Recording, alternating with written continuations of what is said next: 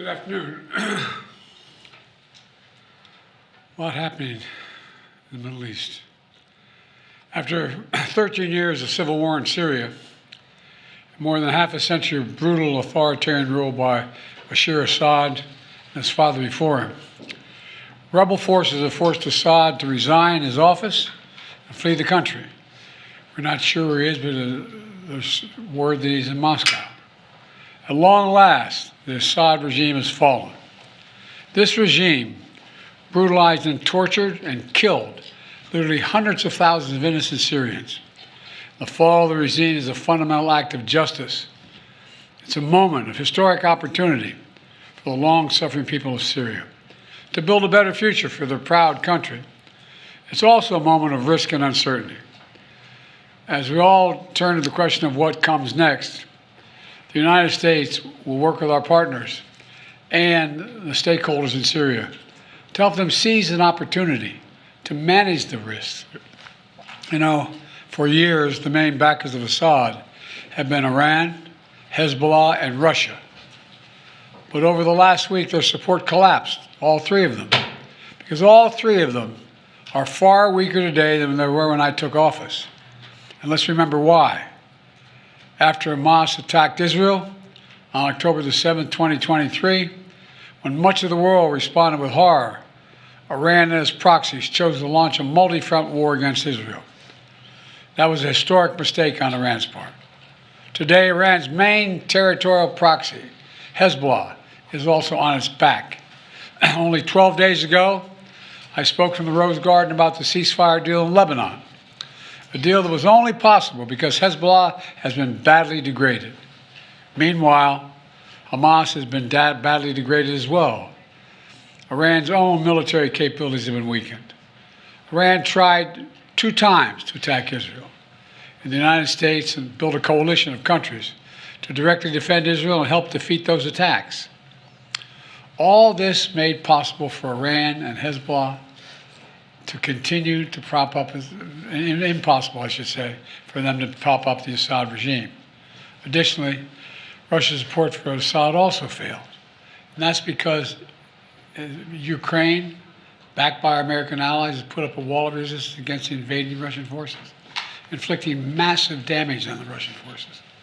And that has left Russia unable to protect its main ally in the Middle East. Excuse my cold. The upshot for all this is, for the first time ever, neither Russia, nor Iran, nor Hezbollah could defend this abhorrent regime in Syria. And this is a direct result of the blows that Ukraine, Israel, have delivered upon their own self-defense with unflagging support of the United States.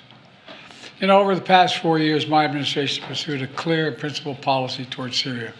First, we made clear from the start sanctions on Assad would remain in place unless he engaged seriously in a political process to end the civil war, as outlined by the UN Security Council resolution passed in 2015. But Assad refused, so we carried out a comprehensive sanction program against him and all those responsible for atrocities against the Syrian people. Second, we maintained our military presence in Syria, our counter-ISIS, to counter the support of local partners as well on the ground, their partners, never ceding an inch of territory, taking out leaders of ISIS, ensuring that ISIS can never establish a safe haven there again. Third, we've supported Israel's freedom of action against Iranian networks in Syria and against actors aligned with Iran who transported lethal aid to Lebanon. And when necessary, I ordered the use of military force against Iranian networks to protect U.S. forces. Our approach has shifted the balance of power in the Middle East. Through this combination of support for our partners, sanctions, and diplomacy, and targeted military force when necessary, we now see new opportunities opening up for the people of Syria and for the entire region. Looking ahead, the United States will do the following. First, we'll support Syria's neighbors, including Jordan, Lebanon, Iraq, and Israel, should any threat arise from Syria during this period of transition. I will speak with leaders of the region in the coming days. I had long discussions with all of our people earlier this morning. And I'll send senior officials from my administration to the region as well.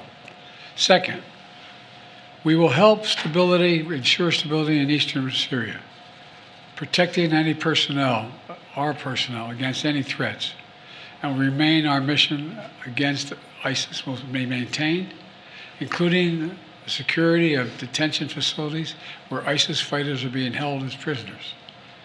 We're clear-eyed about the fact that ISIS will try to take advantage of any vacuum to reestablish its capabilities and to create a safe haven.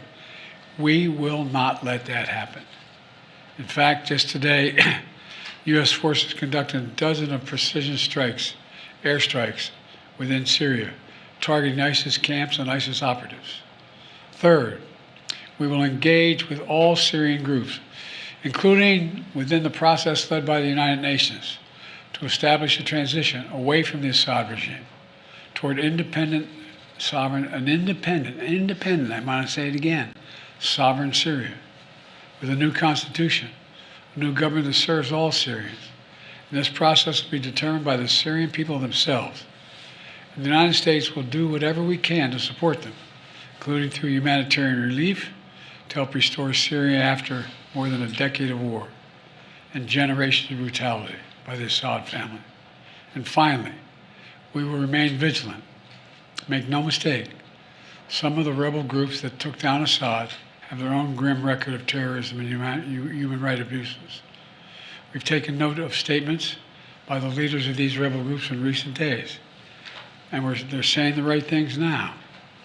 But as they take on greater responsibility, we will assess not just their words, but their actions.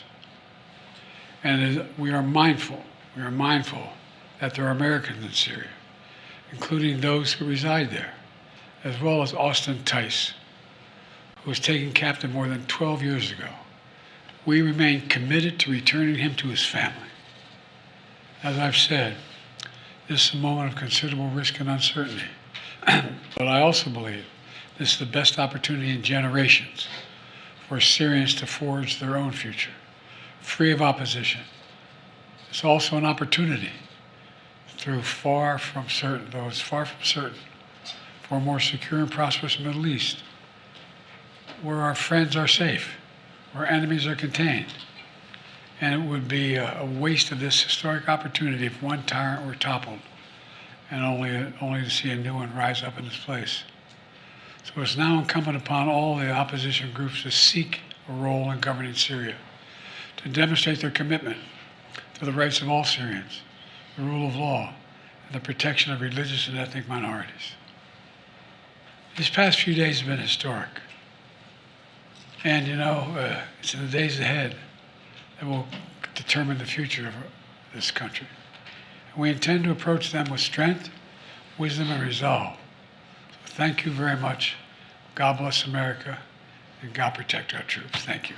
What should happen to Assad now, Mr. President? Mr. President, are you concerned about all that war in the Middle East? What does the U.S. know about where Austin Tice might be and if he's safe? We believe he's alive. We think we can get him back, but we have no direct evidence of that yet. And Assad should be held accountable. Have you directed an operation to go get him, Mr. Mr. President, President? is Assad in Moscow? Get who? Austin Tice. We won't want to get him out. Yes, sir. We have to identify where he is. Thank you. Thanks, sir.